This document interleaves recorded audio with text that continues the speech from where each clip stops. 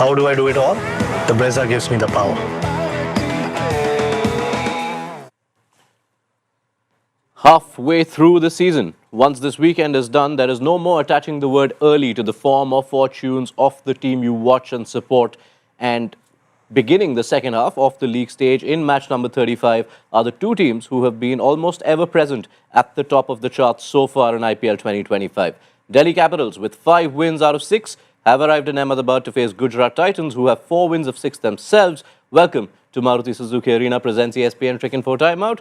On this Saturday afternoon, we are joined for the start of the doubleheader on our couch, the return of Mark Boucher. Welcome back, Bouch. Thank you. Ambati Rayudu, having savoured and analysed and assessed yet another RCB game, is fresh and ready to go for the doubleheader and back from sabbatical. Matt Roller, having witnessed 300 plus at the Wankhede the other night. Yeah, between the two teams, I think we were hoping for a slightly different game to the one that panned out. But yeah, good to be back and looking forward to a top 2 clash today. Yes, Punjab Kings will correct you. They have moved to second after last night's win over RCB. Punjab and Delhi, the only sides with 10 points to their name so far. But it is Gujarat who will take top spot if they can win this game. Bouch, just let's start with DC. How much of where they stand has come as a surprise? Because they weren't a side who featured in the top 4 for a lot of the pundits. Yeah, I think it has been a little bit of a surprise to me. I think they've still got quite a few holes that they haven't been able to fill in the competition. But they've found a way to get the results going positively for them. I think there's a couple of standout players that have done really well and had match-winning performances. The KL Rahul is one of them. Probably in 2 of those games where he stood out with the bat, where batting conditions were quite tough, but he made it look fairly easy. And then you go to the last game where they probably should have lost the game. You look at a Mitchell Stark and he comes in and he bowls the last over like he did. So yes, surprising. I don't think that they've played to their full potential. They've had guys who have been injured in key positions, guys that have been probably a little bit out of form in key positions as well, which has put them under pressure. But yeah, I think it's more through some good individual performances that they look back and they go, well, if those individual performances weren't there on those days, we could be sitting sort of near I wouldn't say at the bottom, but near the bottom of the log. So they'll be full of confidence to know that there's still a lot left in the tank for them if they can get those holes out of their system. Lots of confidence for them because of what Bouch says, and also a side which could appear scary to the others because you consider the holes, you consider you've not had Faf du Plessis half the time, you've not seen T. Natarajan so far, and you've pulled out a few heists, you've won 5 out of 6. So what is the competition thinking about this team? I think definitely they'll be worried because they have the energy and the confidence with them going into these games, and they have pulled out wins out of near impossible situations, especially in that first game against LSG was one that comes to my mind. And also, the people are actually having those impactful contributions.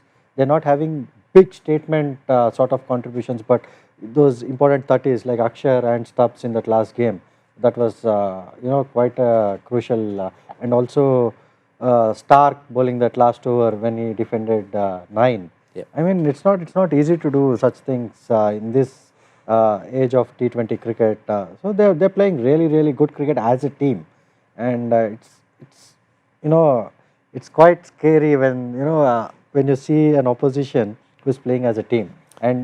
But generally, when an opposition, that this individual is doing well or an ex individual is doing well, it's easy to compete against a team like that than the DC team at the moment. All right. Can confirm that Delhi Capitals will be batting first. Gujarat have won the toss and they've elected to bowl. Curious because the first 3 games in Ahmedabad so far this season have seen the batting side win, although this is the first day game that we are seeing at this venue. It is a venue that DC enjoy a happy track record in. Yeah, they do have a good recent record here. They've won both their away games at GT, but looking back, it's actually incredible how much of a squad turnover they've had in the past couple of years. If you look at the team that won at GT in 2023, there's only 2 survivors, Axar Patel and Kuldeep Yadav. Wow. So it shows just how different this squad is. And it looks like that freshness of the setup with Hemang Badani in as coach, Axar taking over as captain, has just reinvigorated everything, and it looks like it's gelled really well so far. Before we dive into the details, how do you assess GT 6 games in? They've had a bit of a break, haven't played for almost a week since losing their last outing, were on a 4-match winning run before that. How do you see them? I think their big players have stood up, especially up front with the bat, and we've seen how valuable the power play has been, where I think that they've had their top 3 batters really perform well, which has never really put their batting under pressure until perhaps the last game that we probably talk about. But I also look at their bowlers, and I think that their bowlers have done a really good job. With the ball, Suraj, he stood up, and Krishna stood up. When maybe you look at their leg spinning option in Rashid Khan, he has been a little bit out of sorts. You've got to trust that he's going to come good towards the back end when it really counts. Sai Kishore's been a revelation for them as well. So, when your main spinner is not in form, he stood up and he's really, led the spin attack for them. So I think they're a very well-balanced team, but as we talk about Delhi as well, I think that there's still a little bit of a hole. Maybe not through performance, but because their top order is doing so well, I think their middle order hasn't had a lot of time to bat. And I think that's what we saw the last game, where they get off to a fantastic start, where you probably think they should be getting 200 plus, and they lose their way a bit. So that would be a concern for me, being in their camp, that their middle order just hasn't had enough time to actually get out there and have to contribute, because their top order has been doing so well. They can think of only 2 occasions so far when their middle order has really been called into play. One, as Boucher pointed against Lucknow, didn't work out. And there was the last home game against Rajasthan where Shahrukh and Tewatia got some runs. Are you concerned about the lack of time they've had in the middle? Yeah, of course. I mean, being a middle order batsman myself, if you don't have time in the middle, it gets really tough, because you don't really have the rhythm. And also, how much ever you practice in the nets, the rhythm in the game is never the same. So it is very, very important to get runs under your belt. The only good thing is they know that their places are secured. There's no chopping and changing as such. So that is one good thing about GT we have seen over the last couple of years or more. So I think more or less they'll be prepared to play, but it's always good to have time. And also one thing about Rashid Khan, just I wanted to add, is I feel he would be really effective against the Delhi middle order batting, especially against Karun, Porel and Rahul, who have not played him really well over the years, from what I recollect. So I think today might be a day where he comes into real good form, or a match winning form. Yeah, he has had the wood on Rahul. But focusing on GT's batting, perhaps the middle order not getting a lot of time is a function of a really well-performing top order.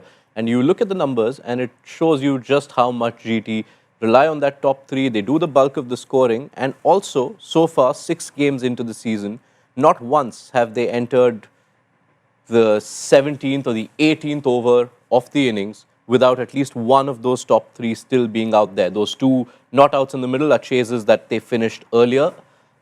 What does that tell you about a very clear template that they will continue batting that way? Yeah, it tells me that they've got their whole house in order. They know exactly what their roles are. They're still batting at a good rate. I think it's over 150 strike rate. So, it's not like they're going in and just cementing down one end. They've obviously said the top 3, we need to have one batting through the innings. We've got guys who can come in and play the impactful innings. Usually, Sai Sudarshan has been so good that Shubman Gill can be the aggressor, then Joss Butler can be the aggressor, and they've got the games to be able to do both. I just think that they've been really smart with their batters up front. And I think that's what's got them off to great positions. It's always nice to have one guy at the other end who can just rotate strike, and maybe when you lose a wicket, he can pull trigger just to keep the momentum going. So they've done really well in that regard, something that other sides could probably learn from. It's like taking an old school template, but adapting to today's times when you look at those strike rates. Yeah, it is. I think, back in the day, people might have used the word anchor to describe players like these, but if you think of what that word means, slowing a ship down or getting it stopping, it feels very different here, where it's, all 3 of those players I see as very much dynamic, modern top-order batters who can go at several different tempos and adjust through the innings. So we've seen Shubman go hard at times in the power play this year. Butler obviously has many different gears, and even Sai Sudarshan, I think, has shown his adaptability when he's had the chance to go deeper and sort of tee off at the end.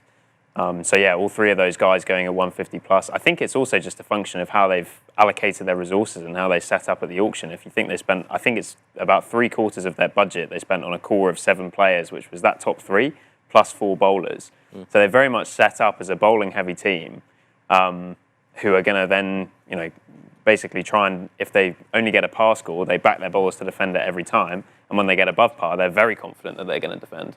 No, that's exactly what I wanted to add, because once you know your bowling is strong, you can always take that little bit of time and control the innings at the top of the order as a batting unit. So that's a great point there. The fact that these 3 batters who might be considered anchor type are going at 150, is that what we can call is the redefined role of an anchor? This is how an anchor batter will go in T20s, given the need of the day today? I think the word anchor is very dangerous to use amongst players because they can take it in so many different ways. I think you've got to select wisely on the type of player that you put into that position. Shubman Gill's not by no means an anchor. He goes after the bowling. Does he do it in a smart way? Yes. Has Sudarshan done it in a smart way? Yes. Does Butler, does he have his templates? And does he do it in a smart way? Yes. So I think they're 3 players that complement themselves and they play the situation. I think that's probably the most important thing as well is that if you say to your top order guys, I'm selecting 3 guys here who I know on their day can go out and express themselves and bat at 180 strike rate. But I also need a guy who, if the situation doesn't allow you to go and play with that full expression, is still going to do me a job and secure one end and be able to bat through 18 overs, which all of them can do, and still go at a decent rate. They can all rotate strike. They've all got release shots. So I think the 3 of them is a great selection for GT in doing both roles. And I think the both roles is how you can maybe put it, rather than just saying, I just got one guy who's just going to go out there and just play shots. And if he doesn't come off, he doesn't come off. These guys in their own right can play both sort of roles. Yeah, that is a word that we'll use lesser and lesser as the game goes on. It's a word that one of the batters on the other side is trying to put behind him. It's been attached with one of Delhi's key batters in the past, hasn't it? Let's take a look at how the teams are lining up. Gujarat Titans first. There is one change for GT. They're still waiting on Kagiso Rabada's return. Shubman Gill, I believe, has said at the toss that he is about 10 days away from returning. That means a handful of games still. But we see Ishant Sharma. He's in for Washington Sundar from the side that played GT's last game, their loss against Lucknow. And Sherfane Rutherford on the bench as they continue to go with 2 overseas. Yeah, and they keep going with the sort of the bowling heavy structure where they have those 6 options, 4 seamers and 2 spinners. Looks like a pretty deep bowling attack where if one person doesn't necessarily have their day, either Arshad or Ishant, if one of them is expensive, they still have more than enough options to cover everything off. You look at that as a bowling first team and think it does look light on batting, but then you chuck Rutherford into the mix and you consider the stability that we've spoken about there with the top 3, and I think it's a very well balanced team. A day game, would you have imagined there was a role for Washington Sundar to play? I mean, it's a hard call. Maybe there's something in the pitch. Maybe there's some moisture. Ishant be able to swing the ball. That's what he's known to do. I think if they had more left-handers, if Delhi had more left-handers in their top order, I think that would definitely have been an option. Yeah, but I feel GT has always relied on their seam bowling, and Ashish Nehra especially has backed his seamers to the job, especially in the power play. I think Washington Sundar is one who bowls well in the power play as well. Yeah, and just as I threw that question in your direction, I remember the last day game in Ahmedabad saw 200 be chased down in 16 overs. That's the game where Will Jacks went after Noor Ahmed and Rashid Khan. And Rashid, yeah. It was a pretty high-scoring game and not one for the spinners. We will now look at Delhi's 11, and one of the changes that has been called on for a while is happening. There is no room for Jake Fraser-McGurk. This is their batting first 11, and we see Fraser-McGurk on the bench and only 2 overseas. So there's no return for Faf du Plessis yet, and still Delhi don't want Fraser McGurk in the side. Abhishek Porel and Karun Nair expected to open with KL Rahul at 3. Mark. Yeah, I saw Faf warming up, so it's quite strange that he's not ready to play as well. So that'll be a big loss for them, and something that it wouldn't have been their plan A. It would have been plan B, and I suppose that they've seen enough of Fraser McGurk, which I tend to agree with. Unfortunately for him, he came into the IPL with no runs, and he hasn't been able to do anything in the IPL as well, and it's just put their top order under pressure, especially in the power plays. You know, you lose one wicket and then you lose another wicket. Teams are very understanding of the stats nowadays. If you lose 3 wickets in the power play, the game sort of works against you, and that's right at the start of the game. So, you know, they'd want some more sort of stability up front so that they can take control of the back end of the power play without losing too many wickets. Worth noting also that there is Dushmanta Chamira on the impact bench. So when Delhi, if the batting does go to plan, they will have the option of bringing him in and adding to what is already 6 bowling options in this 11 and 3 seamers. So that's interesting. But just going back on the batting, Rayudu, Porel, Karun Nair, the right opening pair for you? Maybe I would, I would have given Fraser McGurk another go, because this is a good wicket to bat on. If you really thought that he would be good for Delhi going into the business end of the season, this would have been an ideal opportunity. But Karun Nair has been doing well, Abhishek Porel has been doing well, but do you really get that explosive innings from them is the question. I mean, going forward, when you play on good flat wickets somewhere in the country, will you get that impact from these two is the question that Delhi would be asking themselves. Just going to take a look at that side again. Is it unusually short for a batting first team? Yeah, it is a slightly different balance to their last team, because when they batted first in the game they won via a super over against Rajasthan, they subbed in Mukesh at the halfway mark. So it'll be really interesting to see what they do with that. They obviously have the option of Chamira. They've only used 2 overseas, so they could go Ferreira as well if they lose early wickets. He's a powerful hitter from the same part of the world as you, Mark. Yeah, and he can bowl some spin as well. Yeah, if needs be. All right. So interesting from Delhi. Top of the table, have lost only 1 game. But when you consider the few questions that are around them, the most notable one perhaps comes right at the top, because their power play batting has not been covering itself in glory. You could put that down to Jake Fraser McGurk having a tough time, but you can look at the numbers at the halfway stage, and Delhi's Delhi's scoring rate is the 2nd lowest in the league, and their average is actually the lowest. Go through that table, Matt, and what does that tell us? Yeah, well, it's a surprise to me. You can see in yellow the 2 times that they've won the power play this season, and the other 4 they've lost the power play, which I think is surprising, because generally I would say there's a pretty clear correlation. If you're getting ahead of the game in the first 6 overs, you tend to win more than you lose. But Delhi have managed to defy that trend, and obviously there's been a couple of real close games in there against Lucknow and Rajasthan in particular, where they've got over the line from tricky positions. But yeah, it does tell the story, I suppose, of the fact that that hasn't been their strength this year, and particularly with the ball. If you think of the impact that Kuldeep Yadav has had, he's occasionally covered up for an expensive start in the power play at times. And with the bat, yeah, Jake Fraser McGurk struggled, and we've seen sometimes it's been a bit of a it's not been quite as easy for them as it has for other teams at times. One I'm really interested in actually today is Abhishek Porel, who has done pretty well in the power play in the last couple of games, but then has really slowed down after it. So I'll be interested to see what sort of tempo he has today. Yeah, I think that's also an interesting number on the screen when you consider the batter's strike rates in the power play, because it's only 2 games where they've had decent power play totals.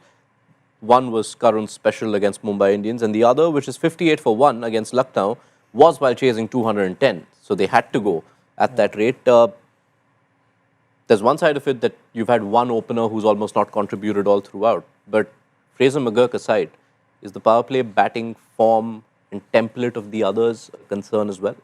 I think so. I mean, see, you don't see a lot of explosive batsmen, who can really score at the rate of knots, if you can say that, in that batting lineup. Barring maybe Karun in that match against, especially against Bumrah, when he took down Bumrah. Other than that, Porel, Karun, Rahul, his stops comes a lot later. So I don't see them really score 70 or 80 in the power play, but definitely through the middle they have a lot more control, and they would be banking on their bowling. with Stark and Kuldeep Yadav being the X factors. That is what they are going to rely on. Even if they score just about par or even under par, they are confident to pull that game off. That's been their go-to method, I feel. 5 wins out of 6 will often make teams say that what we're doing is working. But can we say that about their power play batting? No, it definitely hasn't worked. As I said, this is not plan A. Jake hasn't come off. And as I said, if you've got a guy who, it might sound quite harsh, but it almost seems like a little bit of a walking bonus point for opposition. The way that he's been getting out has been quite soft, and that could be a technical thing that he needs to go back and work on. You're losing 1 wicket in the first 2-3 overs, and then because batters are being nice and aggressive, which they need to be in the power play, you sort of lose that second one, maybe in the 3rd or 4th over. Overs towards the back end of 4, 5, and 6, you don't want to lose another wicket, so you're not going at the bowling, and that's where bowlers need to be put under pressure. Those are the big scoring overs that get you to a very competitive total. Against RR, I think there was a 17-run swing in a power play, and if you ever look at the whole game, they need to bat at 9 runs and over. That's just short of 2 overs that are out of the game for them straight away from the power play. And I think the bowling of DC has where they've pulled it back regarding their holes in the batting, and that's from some great bowling from Kuldeep. But if Kuldeep doesn't perform and he has a off day, things like that will start to rear its head for them. And actually, that Rajasthan game you mentioned, Mark, was so interesting because you saw the impact of wickets there. They were 33 for none after 2, and they were only 46 for 2 after 6. So that shows how important the wickets are. And also, I suppose, probably, you might start, not asking questions necessarily, but it puts the focus on KL Rahul and his role, because clearly he's spoken quite openly about him having different intent this year. But when he's coming in at 4 after 2 early wickets in the power play, it suddenly does give you a slightly different role, and you can see the impact of losing those early wickets when he's come in and maybe not played as freely as he might have been able to. Going to be quite interesting to see how Delhi look to address this and what Delhi's lineup, a new lineup without Jake Fraser-McGurk, does in terms of going about in the power play. Once they are done with the early threat, they will then have Rashid Khan to consider. He's had a slow start to the season, but had a few good returns in the last few. Is he looking like he's returning to his best? Yeah, well, he picked up a couple of wickets, I think not this last game, in the previous game. And, you just look at a guy like Yuzi as well. Yuzi, everyone is talking about him being out of form. It takes 1 game for you to get back in, and maybe this is something where Rash as well might look at Yuzi and say, he's also struggled a bit. There's 1 game where he came into the game and he won a man of the match. Last night he bowled really well in the game as well. I want Rash to go out to the mindset of attack. That's when he's at his best. He's a big match player. He likes the competition with big players. I mean, this is the perfect game for him. The 2 tabletoppers playing against each other. He must go searching for the big wickets in that Delhi side. When he bowls with that aggression, then we know what he can do. He's not one that you can write off in this competition at any stage, because 1 game can change the entire tournament for him. There have been some interesting insights from the Gujarat camp, because we've seen the, assistant coach Ashish Kapoor speak to the press and talk about the bad habits Rashid may have developed because of his back injury. He said, with Rashid, I think it was his back which was hurting him last year, where he had to do a surgery. Sometimes when you're in so much pain and you're still playing matches, you tend to do something with your actions so that your pain is less. There have been a few things that we spoke this year after 2-3 games where he needs to make a few adjustments to his front hand, which was rather closed. It should be facing the batsman when he's bowling. So he's doing that now, and he's bowling much better lengths in the last 1 or 2 games. When you read those thoughts and then try and see how Rashid's been performing in the last year and a half, have we underestimated the challenge of returning from the back injury and the impact it's had on Rashid? Absolutely. I mean, the coach was spot on there, because we saw there was a variation in his action, and we also saw there was, the difference in his length and also the pace at which he was bowling, and the revs which he was getting was much lesser than his previous seasons. And I could see that because I have faced Rashid when he was on the top of his game. And to see Rashid now, people are having enough time to play their shots. You never get enough time when you play against Rashid. So it happens sometimes when you're coming back from an injury. It is not easy.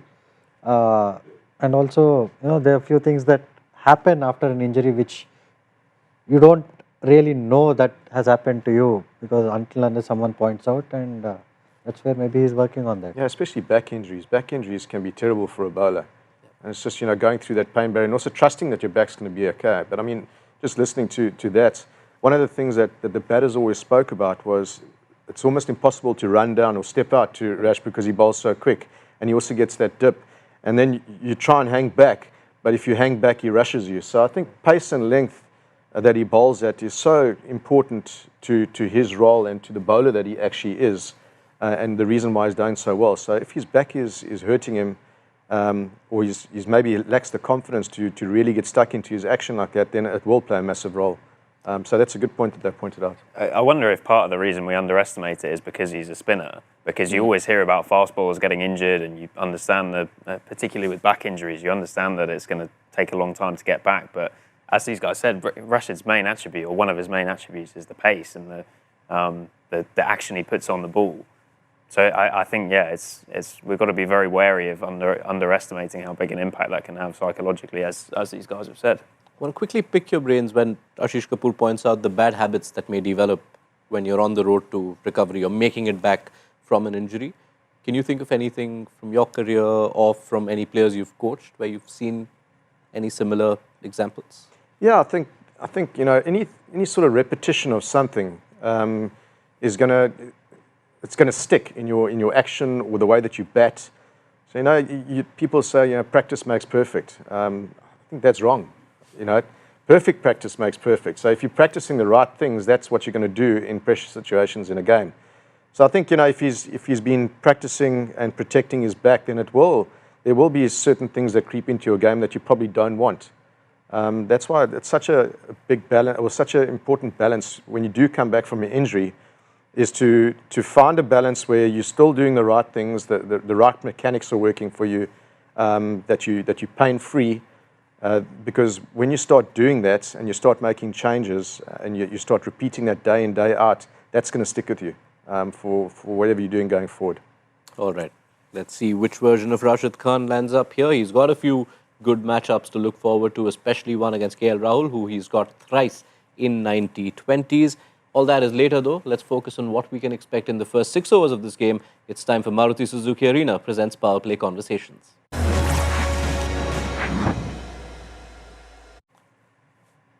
Already quite an intriguing power play up in store for us because no Fraser McGurk. We'll find out soon who Delhi's new openers are. But what about Gujarat Titans and their bowling? Mohammad Siraj had that fiery start to the season, 10 wickets in the first 4 games. The last outing saw him go for 50 in 4. We know Siraj he tends to go in ebbs and flows. Which version of Siraj do you expect to see right now? I think against this Delhi batting lineup, he's going to bowl pretty well. He's always bowled well to Karun and KL, even in domestic cricket, in first-class cricket. So he bowls that ball which comes in. He loves bowling those in-swingers, which Karun and KL don't like that much. But Purel, he's been bowling well. I think he'll come good today.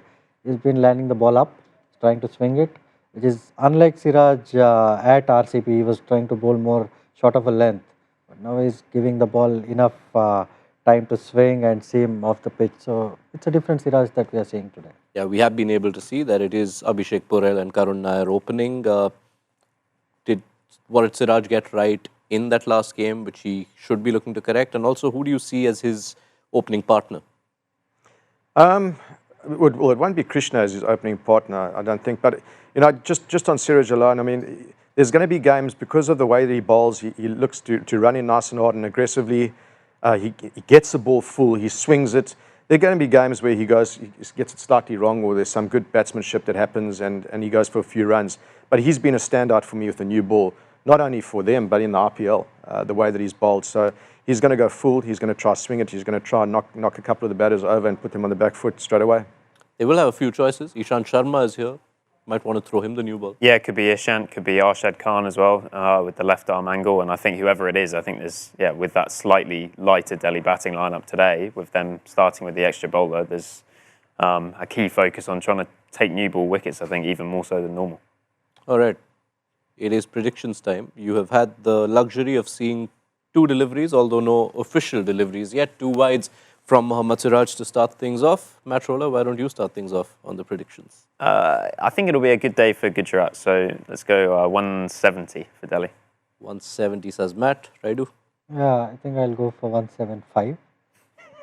Sneaky. Could you repeat that? 175. 7. I was actually going to go 175. I'll go 178 then. The closest range we have, and clearly none of you agree with the ESPN Cricket for Forecaster, which is saying 203. No, We- not a day game. All right. We will leave it there. Thank you so much, Bouch, Rayudu, Matt, for kicking things off on this doubleheader Saturday. There is Rajasthan Royals versus Lucknow Super Giants later on in the evening, so lots of action. Be sure to be with us. The next stop will be halftime of this game. Join us then on Maruti Suzuki Arena presents ESPN Cricket for Timeout.